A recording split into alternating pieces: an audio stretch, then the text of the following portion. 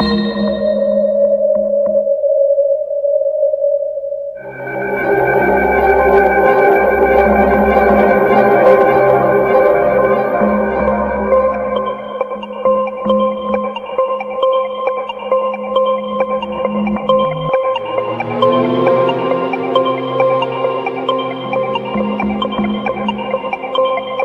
Fausto, ou o mito fáustico, ele pode ser tratado, por exemplo, na chave da tragédia, como Goethe o fez.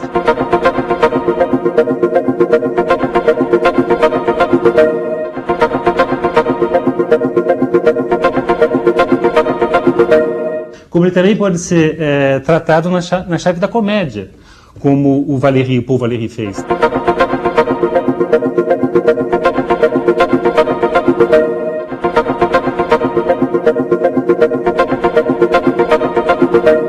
Quer dizer, o Fausto ele está aberto para essas variações. Na verdade, eu acho que ele traz dentro dele uma tensão entre os gêneros. Ele também tem um elemento épico muito forte, né?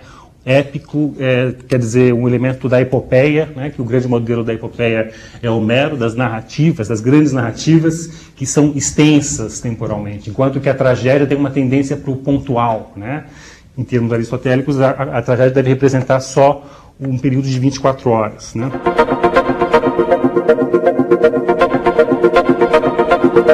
É interessante como o Fausto se deixa adaptar a diferentes formas e gêneros artísticos, mas ele traz potencialmente uma espécie também de potencial para misturar os gêneros, né? Ele destrói os gêneros, porque ele é um mito também que eu acho que ele é tão forte enquanto representante de uma série de elementos da nossa constituição anímica que ele acaba também indo contra essas formatações históricas. Então, a gente pode ver o mito fáustico como uma espécie também de arquivo simbólico, ou como uma arca, né, uma metáfora da arca, que vai se deslocando ao longo do tempo e assumindo novas formas, né, em função do seu novo contexto. O Fausto do Valéry, então, como eu ia dizendo, é um Fausto que retoma essa arca, mas de uma maneira extremamente consciente do fato de que o fáustico, no século XX, não pode ser mais aquele Fausto do Goethe. Goethe é o grande modelo para ele, né, mas tampouco pode ser o Fausto de uma tradição que, como a gente vai ver daqui a pouco, remonta ao Renascimento, né. Então, o Valéry, ele vai construir um Fausto, como eu falei, na chave da comédia, né, e é um Fausto muito irônico, é um Fausto que tem uma relação com o Mefisto totalmente diferente daquela que existia até então. O texto tem uma forma dramática, também é interessante isso. Normalmente as versões fáusticas têm uma forma dramática, mas existe uma tensão. A gente sempre, quando lê os Faustos, o Fausto do Goethe é o maior exemplo, a gente pergunta, mas isso aqui é uma peça? Dá para encenar isso? O Goethe não sabia se era possível você encenar o texto dele, né? Mas então, as falas que eu vou citar são as seguintes. Primeiro, uma fala do Fausto se dirigindo ao Mefisto, né? Você não possui mais no mundo o grande local que você ocupava antigamente. Você não mete mais medo em ninguém. O inferno aparece agora apenas no último ato. Você não assombra mais o espírito dos homens. E aí Mefisto responde para Fausto, tentateur, né? Você que está me tentando. Quer dizer, é uma inversão, né? Quer dizer, normalmente nas outras versões do Fausto, o Mefisto, que é o espírito, né, luciferiano, aparece para tentá-lo, né? E agora é o Fausto que está tentando o diabo, porque esse diabo simplesmente não tem mais nenhum espaço, não tem mais nenhuma aura, ele não tem mais nenhum poder, né? Ele está totalmente dissolvido na nossa vida cotidiana, né? O Fausto fala depois: quero, antes de mais nada, me divertir um pouco. É o meio que encontrei para me distrair um pouco. Troquemos de poder. Então, a gente não vai ver isso melhor, mas existe um pacto entre Mefisto e Fausto, né? Fausto é aquele que vende a alma ao diabo, literalmente, né?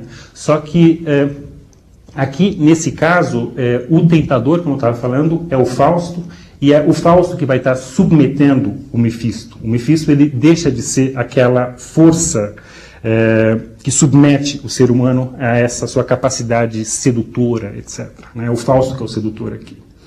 O Fausto, no texto do Valéry, é muito interessante porque é um texto que o Valéry ditou para uma secretária, né? O Valéry já idoso, né? E a situação do Fausto é o Fausto ditando para sua secretária o texto. Quer dizer, tem um efeito muito interessante de eco da realidade no texto valeriano. E essa secretária do Fausto se chama Lust. Né? Lust, em alemão, não significa nada mais nada menos do que prazer. Né? Então, a questão da tentação, que aparece também tradicionalmente no Fausto, né, ligado a questões sexuais, agora está deslocada no Valéry para essa secretária Lust. Né? O Fausto dita para ela as suas memórias, ao mesmo tempo que ele está ditando um tratado sobre o estético. Né? E ela sempre quer saber, mas agora o que você está ditando? Né? E o Fausto diz, não, na verdade não tem nenhuma diferença. Né? As minhas memórias se confundem com esse tratado sobre o estético. Né? O que também do ponto de vista dos leitores, né, do Valéry, é extremamente interessante, porque é um texto extremamente autorreflexivo. Né? É como se também fosse uma espécie de arquivo da obra valeriana que se apresenta no seu Fausto. Né? Bom, eu vou citar só algumas passagens que eu acho interessantes. O Fausto, novamente, para o Mefisto. Você parece fora de moda. Você não parece compreender a terrificante novidade desta idade do homem. Você é apenas um produto da tradição. Aí Mefisto responde, então, como que olhando de baixo, você me toma por um mito? É exatamente o que aconteceu. O Fausto se transformou num mito, né? E o Mefisto junto com ele. O Fausto fala novamente para o mito. Você se sente perdido e como que despossuído diante de todas essas pessoas novas que pecam sem o saber, sem atribuir importância a isso, que não têm ideia alguma da eternidade, que arriscam a vida delas 10 vezes por dia para desfrutar das suas novas máquinas, que fazem 1000 maravilhas que tua magia nunca sonhou em realizar e que estão ao alcance das crianças, dos idiotas. Quer dizer, hoje em dia, crianças idiotas desfrutam de máquinas que fazem maravilhas inimagináveis para a mágica do Mefistófeles. Portanto, a gente não precisa mais de estar conjurando Mefistos e nenhum Lúcifer para estar fazendo essas mágicas, já que nosso mundo realizou isso de uma maneira muito mais acabada. Além disso, essa referência valeriana, né, a esse mundo dos choques, né, a gente está o tempo todo arriscando a nossa vida, né, é um tema também, é uma espécie de leitmotiv, né, de tópicos na obra valeriana, e que marcou também um autor que eu gosto muito, que é o Walter Benjamin.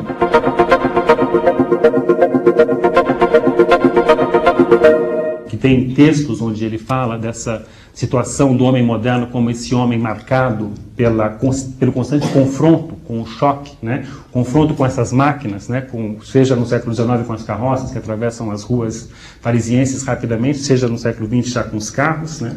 E que justamente o que acontece com esse homem, ele perde a noção da eternidade, ele perde uma temporalidade que estava ligada, que dava um espaço, por exemplo, para a morte, para se pensar a morte, que dava um espaço para o trabalho de luto. Hoje em dia as pessoas morrem na nossa família e a gente não tem tempo de fazer o luto, a gente já tem que no dia seguinte estar trabalhando. Mefisto continua. No final das contas, pode ser que não sirvo mais para nada. Eu fui construído sobre uma ideia errada. As pessoas não são malvadas o suficiente para se perder sozinhas por seus próprios meios. Quer dizer, essa é a ideia errada. Na verdade, as pessoas não precisam de Mefisto, de um diabo, para estarem pecando ou fazendo o mal. Né? Quer dizer, ele está, Valéry sendo profundamente irônico, evidentemente, mas no fundo não é nada mais do que levar às últimas consequências a visão do mundo psicanalítica, freudiana do século XX, que a gente sabe que, na verdade, essas tentações, aquilo que tudo antes era tratado como o mal, né? A tentação da carne, etc., é uma coisa que está dentro de nós. Né? Nós somos, como diria Nietzsche, todos humanos demasiado humanos.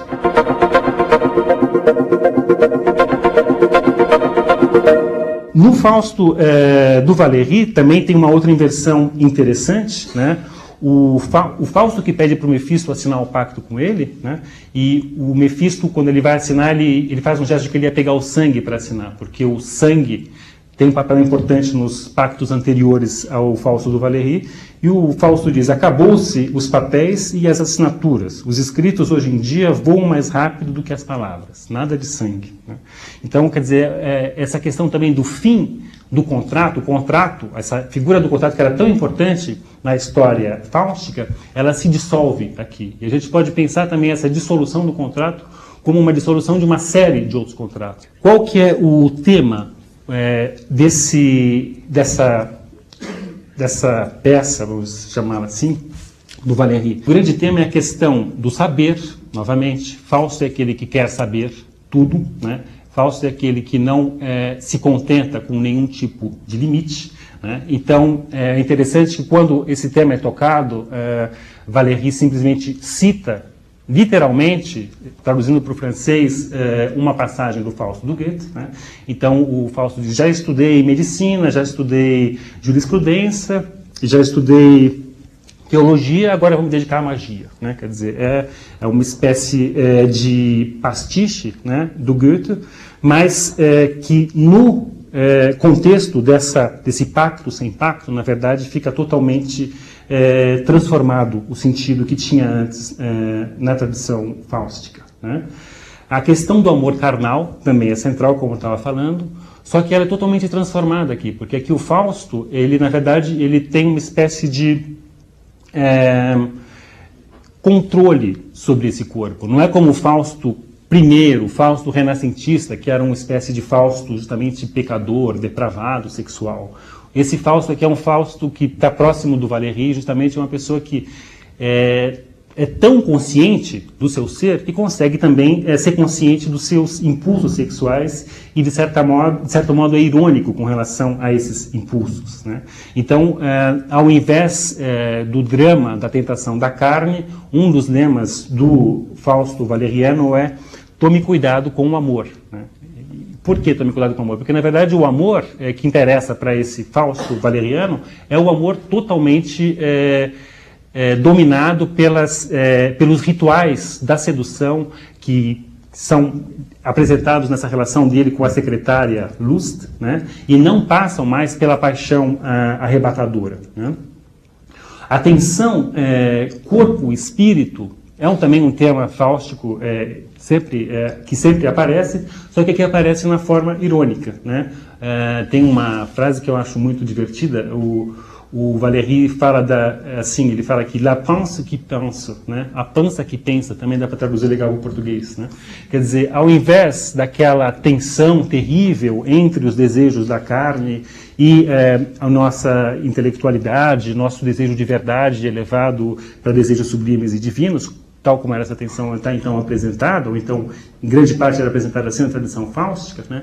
Ele reduz essa tensão a essa pança que pensa, né? Quer dizer, ele também, novamente, mostra-se extremamente irônico diante dessa tensão, né? E, evidentemente, a questão do bem e mal, né, como a gente já viu aqui, assume uma reescritura que deixa de procurar resolvê-la ou de uma maneira moralizante, como acontecia até Goethe, né? E, na verdade, Goethe ainda tem certos traços moralizantes, ou então, simplesmente, de uma espécie de apanágio do mal, como também acontece em algumas versões do século XIX. Então, a solução não é mais o triunfo moral, mas sim o triunfo do mal. Mas, muito pelo contrário, novamente aqui, Valéry revela-se como um intelectual sofisticado e irônico. A solução é como que sistêmica, né? Mefisto fala: o que seria do mérito sem mim? Eu sou todo o perigo necessário para se criar o justo. Sou o mal puro, né? Ou seja, o mal só existe se a gente pensar no bem, e o bem só existe se a gente pensar no mal. Trata-se então de uma questão de simples matemática, de determinação recíproca, onde não existe um bem superior ao mal, porque o bem não poderia existir se não existisse o mal também. Também tem essas metáforas da luz e da sombra, do escuro, etc. É trabalhada ao longo do texto valeriano, mas sempre de uma maneira dissolvente e desestruturadora, né? Quer dizer, a tensão ela é resolvida sempre pela ironia e pelo cômico, né? O mal também é pensado de uma maneira que eu acho também muito bonita do ponto de vista de uma teoria do mal, né, mas de um mal já desmoralizado, do ponto de vista que ele está fora de uma reflexão moral, de um mal pensado só como uma espécie de erro, né? O mal é pensado como aquele pequeno tempo de nada do demônio, né? Naquele pequeno tempo de nada que o mal pode acontecer.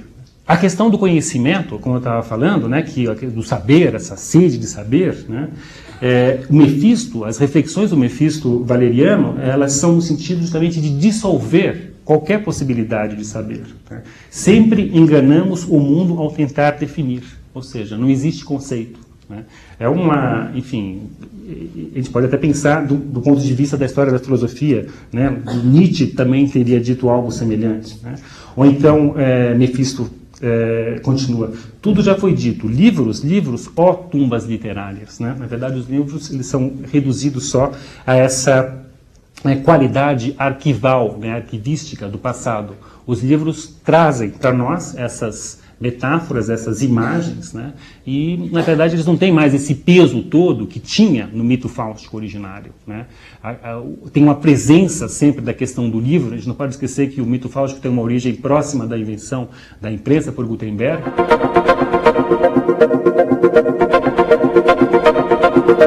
Ele tinha sempre uma supervalorização desse conteúdo, né, dos livros, dessa capacidade de investir de poder o proprietário do livro, aquele que lia, né? E aqui existe uma redução, uma dissolução dessa potência, né? A própria história também é transformada só numa série de narrativas onde o histórico e aquilo que é literário, na verdade, têm o mesmo estatuto, né? O Alexandre o Grande não é menos imaginário do que Teseu, e Napoleão vale um Hércules. Nenhum é mais do que papel amarelado, né? Tudo é papel, a história é papel, o saber é papel. O Mefisto ainda fala ironicamente, né, nesse desprezo dele pela leitura. Eu não sei ler. Quando oferece o livro para ele, ele fala, não sei ler. O que eu vou fazer com esses livros, né? Ele fala ainda, nada é mais belo do que o que não existe, né? E nessa maneira ele também novamente está pensando de uma maneira sistêmica o mito fáustico, ou seja, esse desejo pelo absoluto, né, sempre vai triunfar. Por mais que se atinja as verdades mais belas e elevadas, sempre aquilo que não existe vai atrair aquele que estuda, né, aquele que pensa, né? Então, novamente, uma concepção sistêmica. O saber só existe em função de um não saber. E o não saber sempre vai existir. Porque o pensamento funciona só através da negação de si mesmo. É um processo de autorreflexão que é um processo de autonegação. E, portanto, ele quase como algo mecânico, né? Ele está condenado a se reproduzir num moto perpétuo, né? Essa frase também lembra algumas passagens belíssimas do Fausto, do Fernando Pessoa.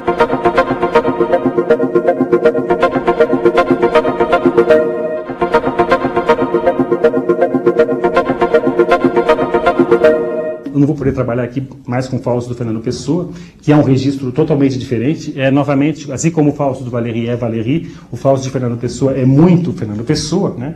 Mas Fernando Pessoa escreve, por exemplo, o segredo da busca é que não se acha, né? Quer dizer, então, novamente, toda a busca necessariamente é condicionada pelo não achar e não pelo achar, como a gente costuma pensar. Ou então, quando ele fala, o saber é a inconsciência de ignorar, né? Quer dizer, quando a gente acha que sabe, na verdade a gente esqueceu que a gente não está sabendo. Vamos brincar de voltar, de ir e vir no tempo. Vamos voltar para o século XV, que, propriamente dito, é quando surge a lenda do Fausto, né? A gente pode pensar hoje em dia, né, em termos históricos, não, a gente pode dizer que o mito fáustico remonta à Idade Média ou até antes, né? Eu vou falar um pouquinho dessas outras origens, mas essa figura do Fausto enquanto um mágico que fez um pacto com o diabo, que normalmente é chamado de Mefistófeles, né, é uma figura que nasce no século XV, né?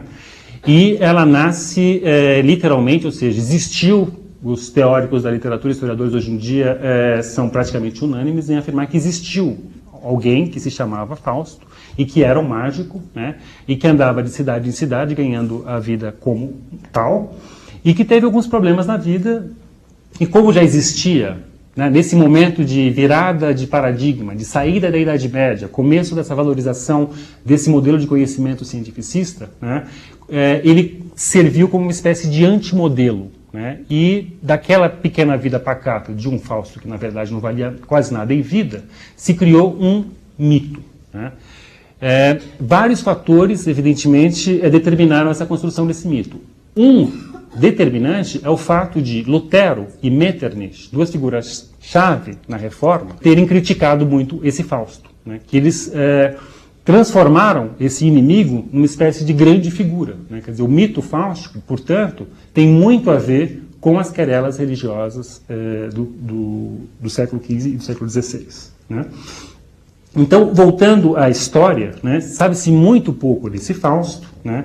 Tem um pesquisador chamado Frank Baron que acredita que conseguiu estabelecer exatamente até onde vai a vida propriamente dita do Fausto, onde começa a lenda do Fausto e depois o que é só literatura fáustica. Né?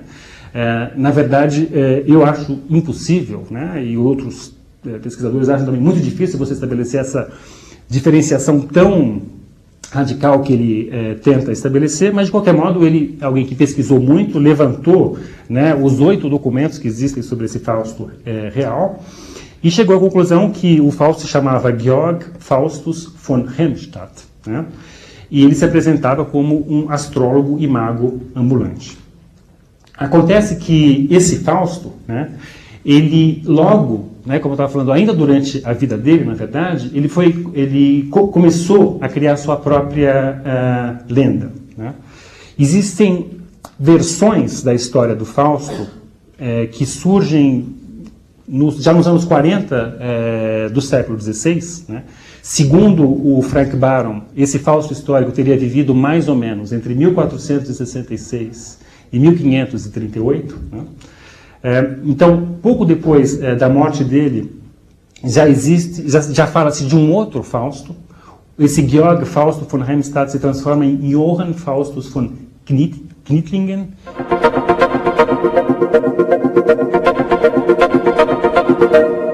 Knittlingen e Helmstadt são duas cidades, né? As pessoas normalmente eram conhecidas pela sua cidade de origem, né? Mas aparece esse mesmo Faustus no meio. Né? Faustus, de qualquer modo, é um nome forjado segundo os moldes da época. Né? Se alguém se apresentava como um humanista, um sábio, né, como é o caso desse Faustus, né, então eles tinham essa tendência a transformar o próprio nome em um nome latinizante, né, daí esse final com US. Né? Por outro lado, o fato dele ter escolhido Faustus, como ele era um mágico, evidentemente era uma maneira de ele estar fazendo propaganda para a profissão dele. Né? Você vai ter Fausto, né, se você vier requisitar os meus trabalhos de astrólogo, etc. Né? Então, tem inclusive um cartão, que isso é muito interessante, que ele distribuía, né, para fazer propaganda dele, que vale a pena ler. É em latim, mas dá para entender quase tudo. Magista porque ele era mestre, né, na universidade. Georgius Sabellicus Faustus Junior, Fons Necromanticorum, Astrologos, Magos Secundus, Quiromânticos, Agromânticos, Piromânticos, in Hydra Arte Secundus. O que quer dizer tudo isso? Ele se apresentava, então, como alguém com uma formação acadêmica, segundo os pesquisadores, de fato, ele estudou, né? Provavelmente ele tinha uma formação em filosofia, ele era um magister, ou seja, um mestre. Ele se apresenta como Sabellicus Faustus nesse cartão. Por que Sabélico? Né? Existia, já nessa época, uma tradição que ligava, né, os sabélicos, enquanto um povo da Itália, né, à tradição mágica. Então, na Idade Média, se falava desse povo como um povo mágico, então ele incluiu no nome dele esse epíteto. Por que necromânticos? Isso aqui é importante porque existia uma diferenciação na época entre necromânticos, ele fala que é necromanticorum, né, e necromancia. Né? o Fausto vai ser acusado de necromancia, mas ele se dizia alguém que simplesmente lia o futuro, por exemplo, na entranha de peixe, né? Quer dizer, necromântico é aquele que lê o futuro na entranha de animais. Astrólogo, é evidente, porque ele chamava de magos secundos, né? Porque justamente ele se colocava na linhagem de uma tradição hermética de mágicos, na qual, segundo alguns intérpretes, Zoroastro representaria para ele o primeiro dos mágicos, ou então Simão o Mago, que é um mago que aparece no Novo Testamento, também representaria esse mago, né? Esse primeiro mago, ele seria o segundo, o seguidor desse mágico, né? De qualquer modo, esse linguajar desse cartão é um linguajar que mistura um ideário medieval com um ideário renascentista, né? Esse Fausto, ele estava nesse momento de transição. Para ganhar a vida dele, ele tinha que se apresentar como esse mágico, como esse astrólogo com poderes mágicos, inclusive, mas, por outro lado, como estava surgindo esse preconceito com relação à magia, ele tinha que estar se defendendo da sociedade, né? E ele foi sendo expulso também de cidade em cidade, e esses poucos documentos que existem sobre ele são documentos que existem nessas cidades onde está escrito, né, que o Dr. Faustus, ou o Magister Faustus, foi expulso dessa cidade, né? Na Itália, do século XV, né, existia uma tradição neoplatônica, hermética,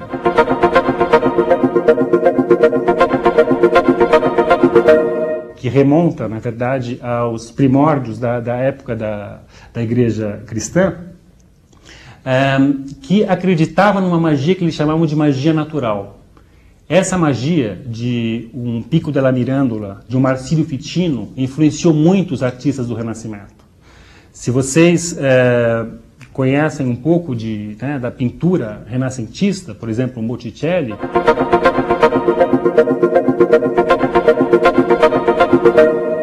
Botticelli de Florença era um grande leitor e seguidor dessas tradições herméticas e místicas. Então, quando ele fazia suas representações, por exemplo, da primavera, ele estava fazendo um amuleto.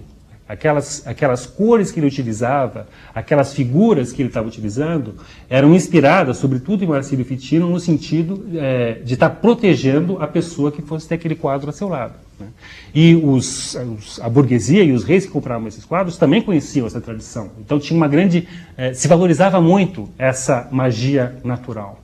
O problema é que existia um limiar muito tênue entre essas ideias da magia natural e a chamada magia negra, que vinha da Idade Média, né? Essa necromancia, né? Que seria justamente uma magia que, ao invés de estar voltada para as forças celestes, né? Para uma elevação sublime, estava voltada justamente para as forças infernais, para atrair o mal, para fazer mal para outras pessoas. Além disso, a Inquisição e a Reforma, que também gerou um processo semelhante à Inquisição nos países protestantes, onde também os judeus foram perseguidos de bruxas e magos, né, acabou praticamente nivelando essas duas práticas mágicas. Então, esses ditos mágicos naturais, muitos acabaram também sendo assassinados, perseguidos e assassinados por movimentos do tipo da Inquisição. No caso, a necromancia, ou então a tradição hermética,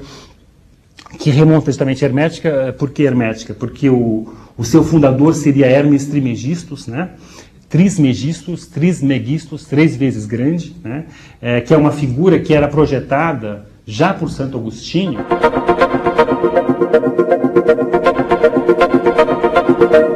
Né? Numa etapa muito anterior, né, a Cristo, quando, na verdade, ele viveu próximo a Cristo, né, mas é uma figura que foi muito idealizada também na sua força espiritual e mágica, né, e essa tradição hermética, portanto, ela atravessa desde a época de Santo Agostinho até o Renascimento, e, na verdade, ela se expande ainda até o século XVIII e XIX. Né. O mito de Fausto vai estar sempre ligado, na verdade, a essa questão da manutenção de certas visões de mundo e como ela persiste e é transformada ao longo do tempo. Por isso que eu usei essa metáfora da arca que vai passando e se transformando, né? Porque a perseguição, né, do Fausto, ela encarna, na verdade, essa virada, né, na visão de mundo e nessa impossibilidade de convivência entre essas concepções de mundo.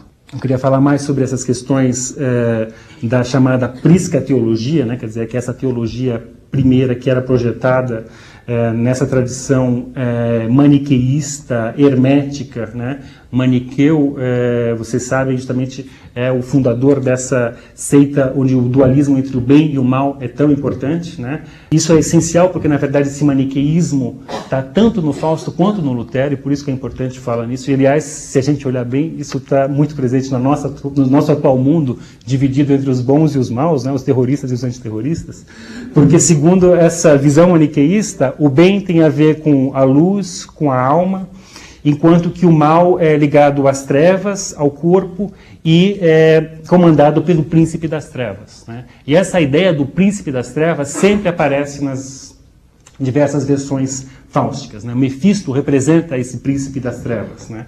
Então ele ele representa esse mal, ele representa o corpo, enquanto que ele estaria apagando, indo contra o bem, a luz e a alma, né?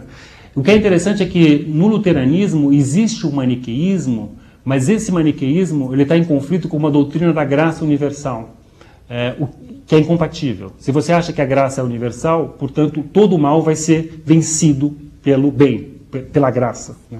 Mas o que é interessante é que Lutero ele tinha realmente uma implicância muito grande com Fausto, porque ele se sentia muito perseguido pelo mal, né? E nas suas missas, nas suas Tischreden, né, ele escreve muito sobre essa perseguição dessas tentações, né, do mal, e que esse mal tem que ser vencido, combatido, etc., né? Quer dizer que, apesar dele estar se voltando contra essa figura do Fausto, por ele estar encarnando o mal, ele acaba supervalorizando também o Fausto e o próprio mal no seu discurso, porque é um discurso que também acaba sendo maniqueísta. Em 1587, foi publicado na Alemanha, né, em Frankfurt, por Johann Spies, o Faustbuch, que é o livro do Fausto.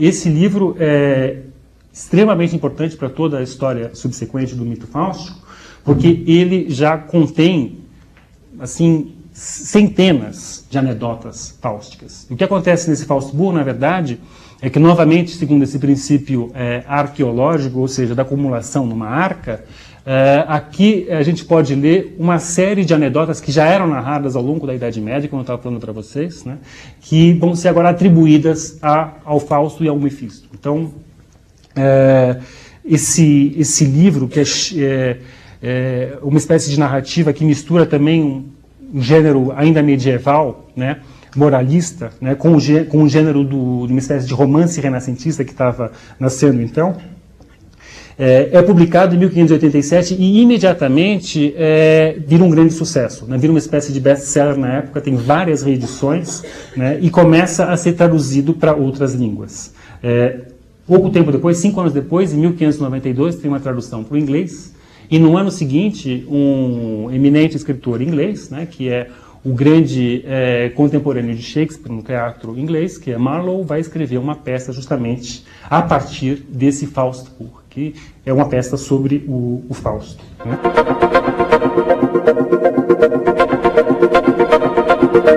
Mas antes de falar do Marlowe, tudo rapidamente, eu gostaria de ler só o título desse Faustbuch.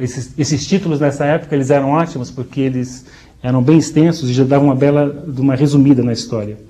Então o livro tem o seguinte título, né, que vai totalmente contra o preceito da Brevitas clássico. História e narrativa do Dr. Johannes Faustus, o feiticeiro, onde descreve-se de modo detalhado e verídico, toda a sua vida e morte, como ele entregou-se por um determinado tempo ao diabo, e o que aconteceu com ele e como, ao final, ele recebeu o bem merecido castigo. Também inclui-se revelações raras, pois estes exemplos são muito úteis e eficazes como uma admonição e recordação cristã muito essencial. É interessante que o Mefisto, no Fausto Bom, não se chama Mefisto ainda, né? Se chama Mephistopheles, né? Que, segundo muitos intérpretes, significa a luz não é amiga, né? Em grego, Mephistopheles. O que acontece no Fausto Bohr? Tem a descrição da viagem dele para o inferno, a descrição dos horóscopos que ele faz. Fausto é descrito como uma figura melancólica, o que é interessante, esse traço de melancolia renascentista, que existia. Uma das principais intenções dessa arte da magia natural era justamente espantar o humor melancólico, que era considerado ruim. Justamente o humor melancólico é aquele que está ligado à tentação do mal, né? Então o Fausto aparece como alguém melancólico já nesse Fausto de 1587, e ele, de certo modo, continua melancólico ao longo das outras versões, né? Existe uma crítica radical dessa vontade de saber, como eu já falei antes, né? Os livros, fala-se muito, o livro é igual ao caminho do inferno, né? Então uma grande resistência, né, a esse mundo da ciência que estava nascendo. Então, novamente aqui a gente pode estabelecer uma relação entre o luteranismo e Santo Agostinho, né, que a gente sabe dessa crítica que o Santo Agostinho fazia, né, a curiositas, né? Ele fala, não, a curiosidade leva ao mal, né? A gente tem que estar voltado para a luz divina e não para a pesquisa, para esse saber que leva, na verdade, ao mal, né? E Lutero, originalmente, era um monge agostiniano, e mesmo depois da Reforma ele permaneceu um grande admirador de Santo Agostinho, né? Então, rapidamente, Christopher Marlowe, né? Como eu falei para vocês, ele tem uma peça, né? A história trágica do Dr. Fausto.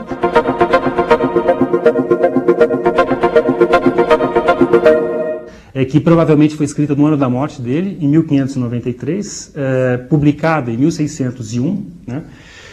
Essa peça foi escrita também na Inglaterra, interessante, num clima de caça às bruxas que existia, da Inquisição, né, no continente, também contaminou a Inglaterra. O Marlowe também é autor de uma das peças mais antissemitas da história, né, que é O Judeu de Malta.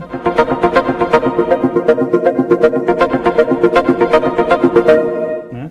E é impressionante ele ter escrito uma peça tão antissemita, porque os judeus estavam proibidos de entrar na Inglaterra desde 1290, né? Quer dizer, 200 anos antes da expulsão da Península Ibérica, os ingleses já haviam se adiantado, né?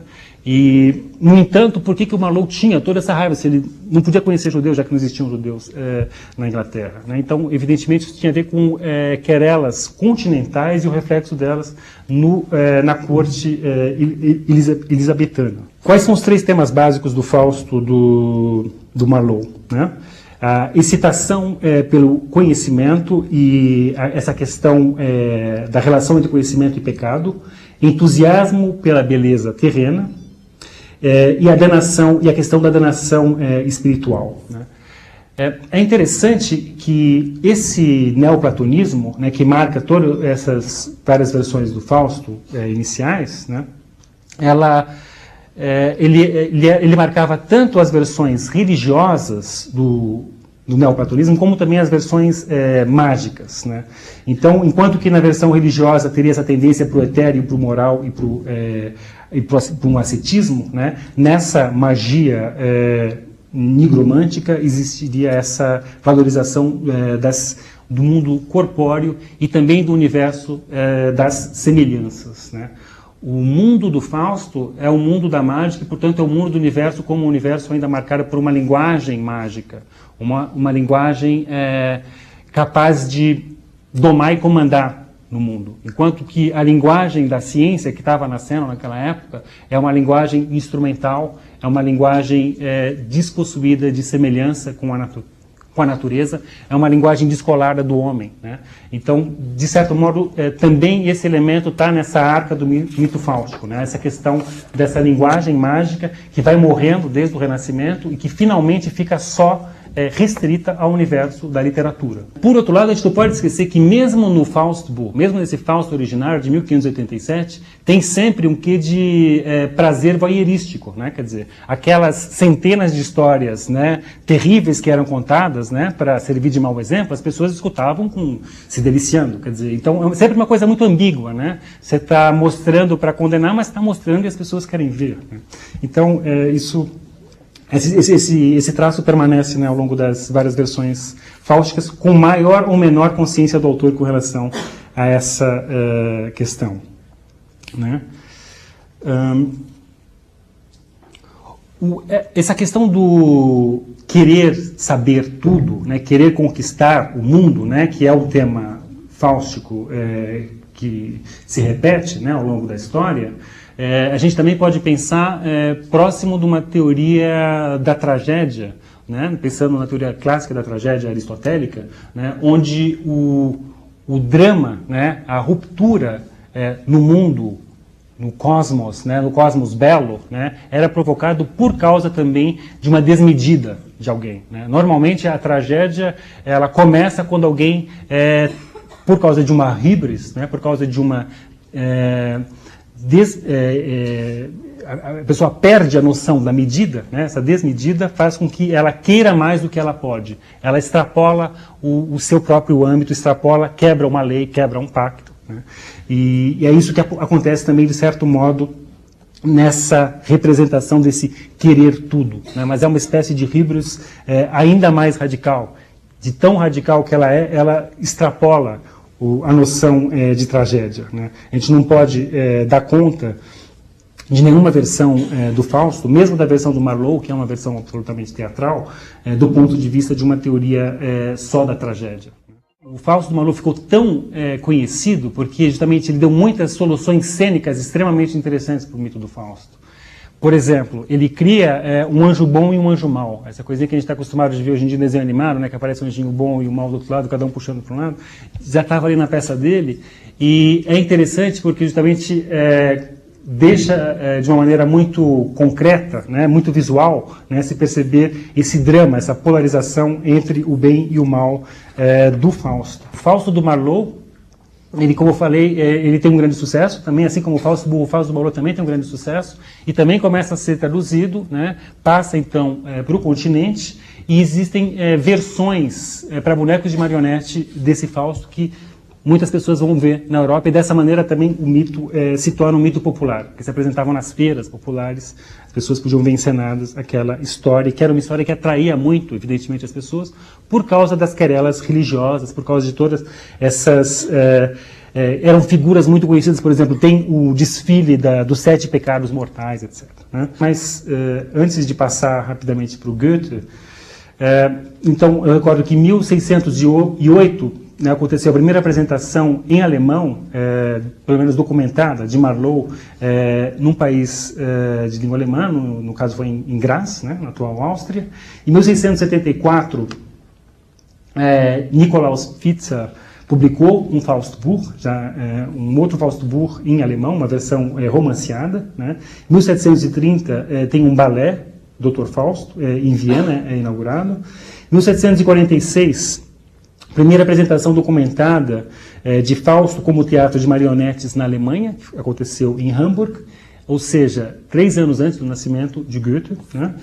1759, Lessing escreveu fragmentos para um Dr. Fausto também.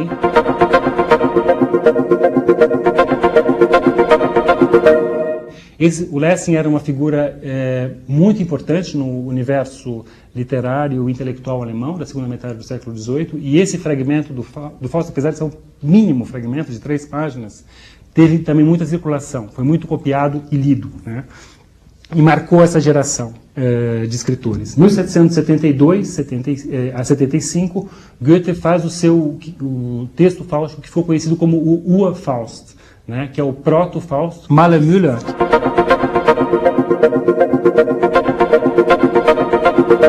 Que é um outro escritor alemão desse período conhecido como Sturm und Drang, né, que é Tempestade e Ímpeto, que é um momento pré-romântico. Escreveu 2 obras fáusticas, tendo Fausto como personagem principal.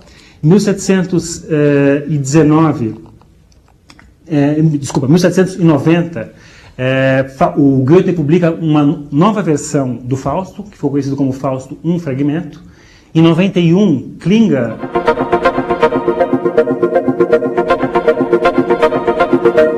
publicou um livro chamado A Vida de Fausto, que é um livro que também teve muito sucesso.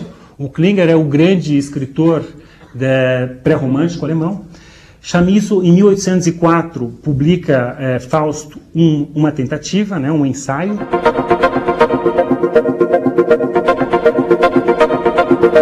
Chamisso é um dos grandes escritores do romantismo alemão, de uma fantasia absolutamente fascinante, de uma criatividade maravilhosa. Ele também é autor do Peter Schlemihl, né, a Nevundesame Geschichte, que é uma história maravilhosa de Peter Schlemihl. Se eu não me engano, existe uma tradução para o português.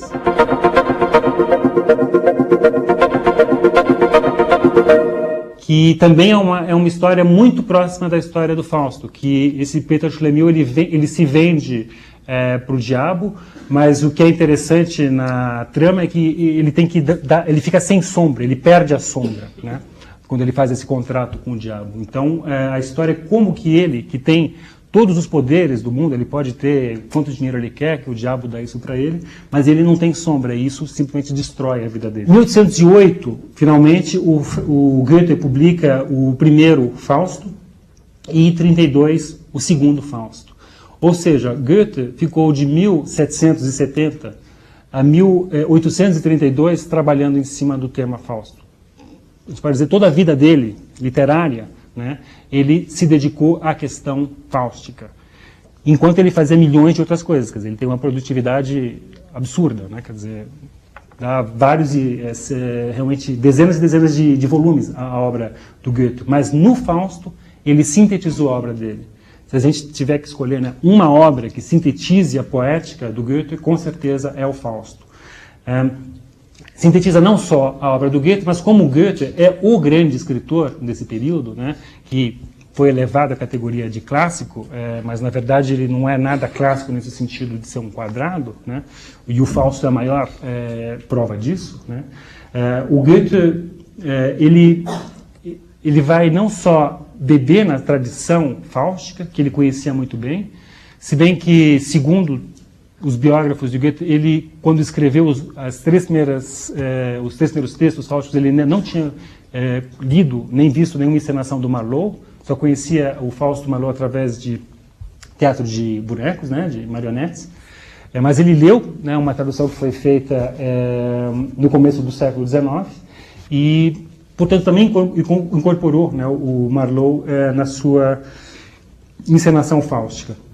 O que é interessante também no Fausto do Goethe é o entrecruzamento entre o mundo clássico e o mundo gótico e o mundo moderno. É como se acontecesse nessa obra do Goethe uma espécie de engavetamento histórico, né? Quer dizer, aquele último vagão que estava aqui lá na Grécia foi subindo em cima da Idade Média, do Renascimento, do século XIX e ficou tudo empilhado no mesmo livro, né?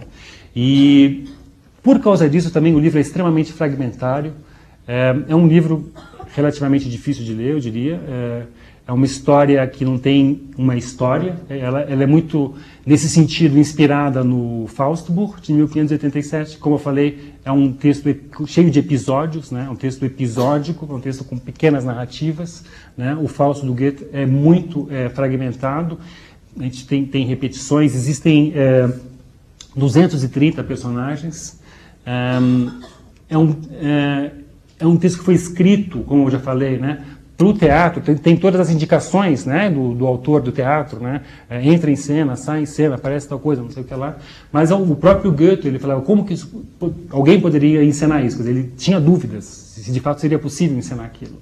O Fausto do Goethe, ele é denominado pelo Goethe como eine Tragödie, né, uma tragédia, mas ele tem todos os traços também de uma comédia, né, e, portanto, não é uma tragédia no sentido clássico e tradicional.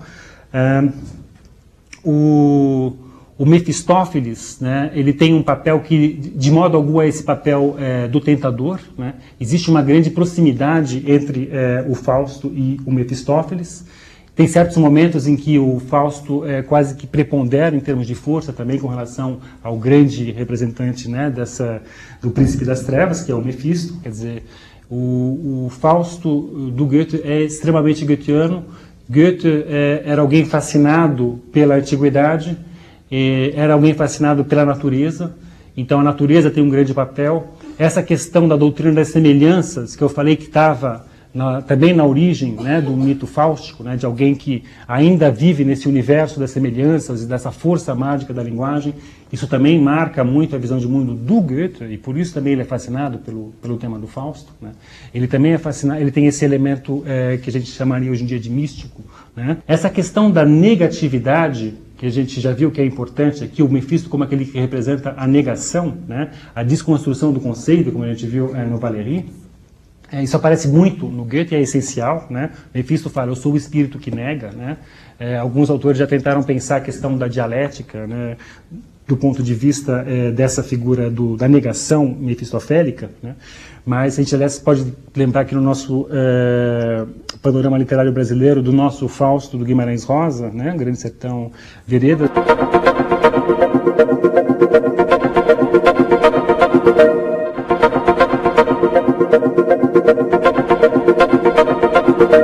que começa com o nonada, né? O que significa esse nonada? Uma das coisas que ele significa é nonada, né?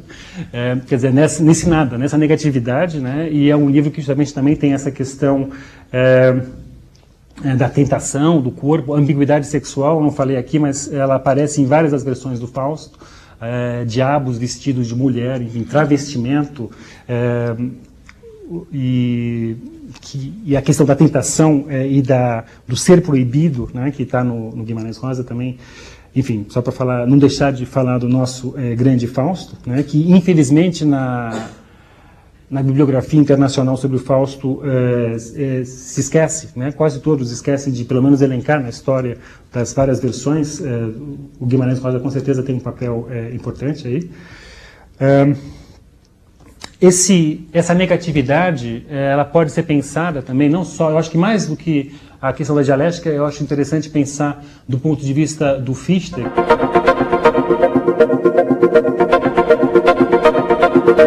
que é um autor contemporâneo do Goethe, né, que pensava o eu justamente do ponto de vista da reflexão, como eu estava falando agora com relação ao Valéry. Né. O eu só existe num confronto com aquilo que o nega, né.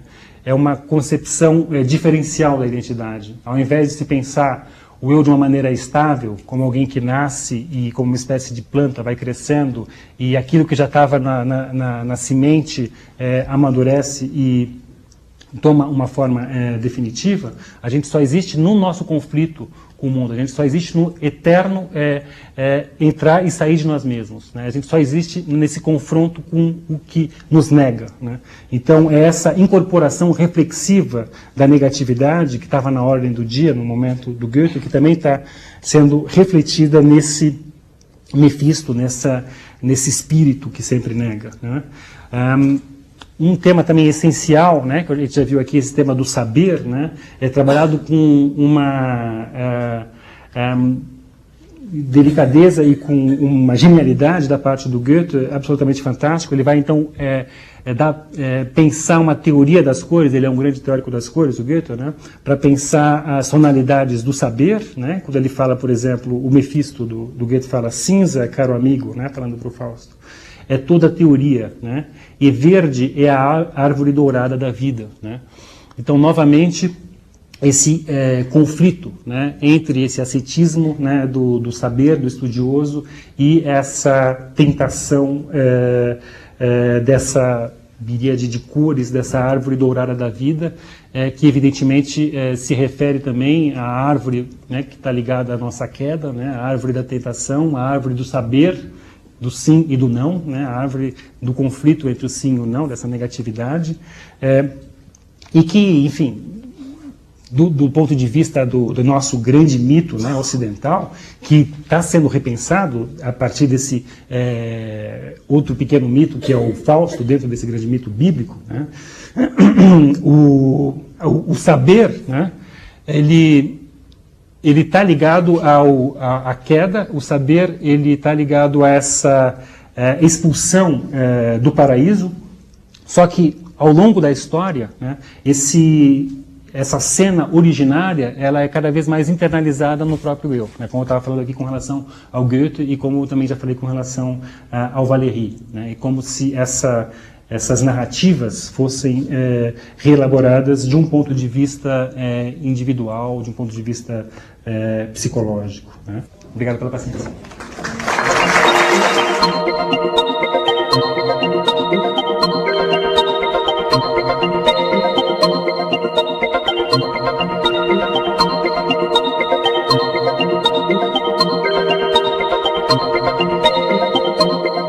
Uma série de elementos da nossa constituição anímica que ele acaba também indo contra essas formatações históricas. Então, a gente pode ver o mito fáustico como uma espécie também de arquivo simbólico, ou como uma arca, né, uma metáfora da arca, que vai se deslocando ao longo do tempo e assumindo novas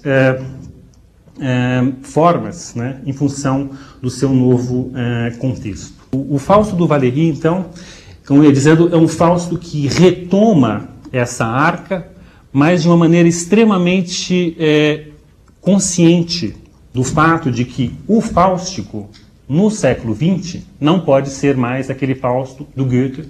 Goethe é o grande modelo para ele, né, mas tampouco pode ser o Fausto de uma tradição que, como a gente vai ver daqui a pouco, remonta ao Renascimento, né.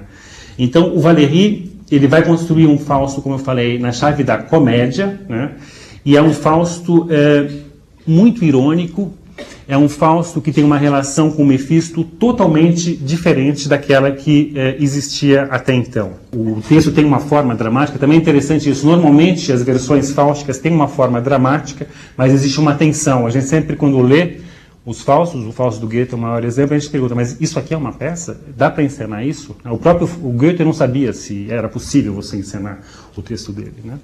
Mas então, as falas que eu vou citar são as seguintes. Primeiro, uma fala do Fausto se dirigindo ao Mefisto, né?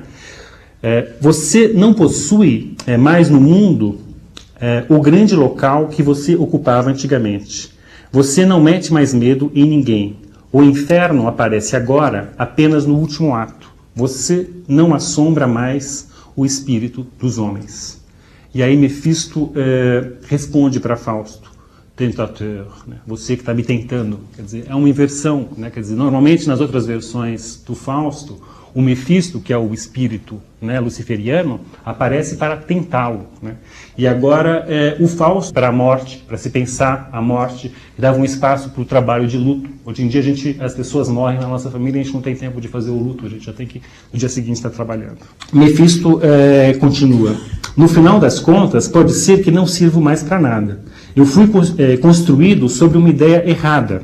As pessoas não são malvadas o suficiente para se perder sozinhas por seus próprios meios. Quer dizer, essa é a ideia errada. Na verdade, as pessoas não precisam de Mefisto, de um diabo, para estarem pecando ou fazendo o mal, né? Quer dizer, ele está, Valéry sendo profundamente irônico, evidentemente, mas no fundo não é nada mais do que levar às últimas consequências a visão do mundo psicanalítica, freudiana do século XX, que a gente sabe que, na verdade, essas tentações, aquilo que tudo antes era tratado como o mal, né?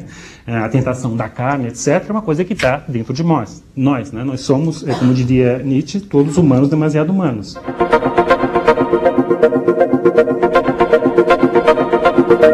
No Fausto do Valéry também tem uma outra inversão interessante, né?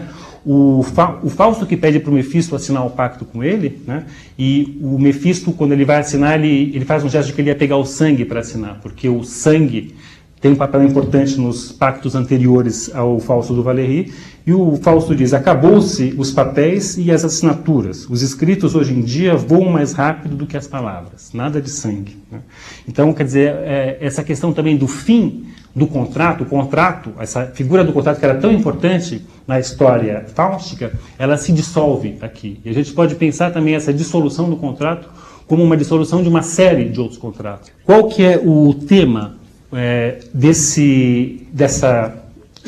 dessa peça, vamos chamá-la assim, do Valéry? O grande tema é a questão do saber, novamente. Fausto é aquele que quer saber tudo, né? Fausto é aquele que não se contenta com nenhum tipo de limite, né? Então, é interessante que quando esse tema é tocado, Valéry simplesmente...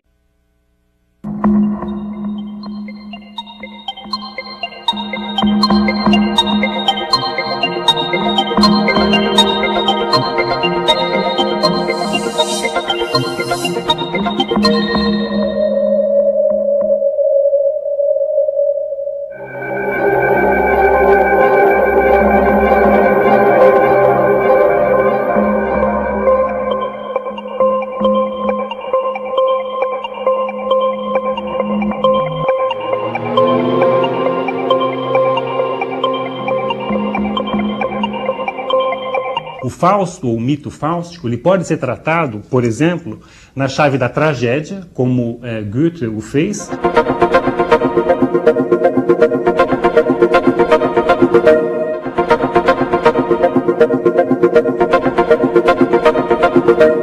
Como ele também pode ser tratado na chave da comédia, como o Paul Valéry fez.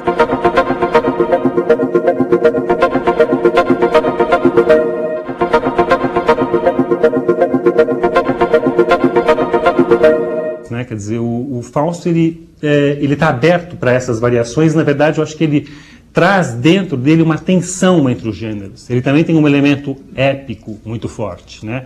Épico quer dizer um elemento da epopeia, né? Que o grande modelo da epopeia é Homero, das narrativas, das grandes narrativas que são extensas temporalmente, enquanto que a tragédia tem uma tendência para o pontual, né? Em termos aristotélicos, a tragédia deve representar só um período de 24 horas, né?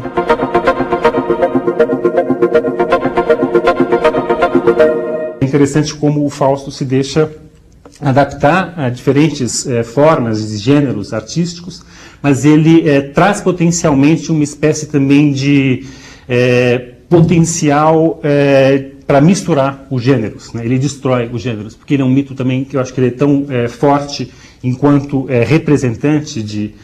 Né? É como se também fosse uma espécie de arquivo da obra valeriana que se apresenta no seu Fausto, né? Bom, eu vou citar só algumas passagens que eu acho interessantes. O Fausto, novamente, para o Mefisto. Você parece fora de moda. Você não parece compreender a terrificante novidade desta idade do homem. Você é apenas um produto da tradição. Aí Mefisto responde, então, como que olhando de baixo. Você me toma por um mito?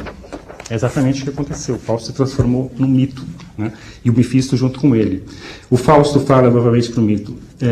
Você se sente perdido e como que despossuído diante de todas essas pessoas novas que pecam sem o saber, sem atribuir importância a isso, que não têm ideia alguma da eternidade, que arriscam a vida delas 10 vezes por dia para desfrutar das suas novas máquinas, que fazem 1000 maravilhas que tua magia nunca sonhou em realizar e que estão ao alcance das crianças, dos idiotas. Quer dizer, hoje em dia, crianças idiotas desfrutam de máquinas que fazem maravilhas inimagináveis para a mágica do Mefistófeles. Portanto, a gente não precisa mais de estar conjurando Mefistos e nenhum Lúcifer para estar fazendo essas mágicas, já que nosso mundo realizou isso de uma maneira muito mais acabada. Além disso, essa referência valeriana, né, a esse mundo dos choques, né, a gente está o tempo todo arriscando a nossa vida, né, é um tema também, é uma espécie de leitmotiv, né, de tópicos na obra valeriana, e que marcou também um autor que eu gosto muito, que é o Walter Benjamin.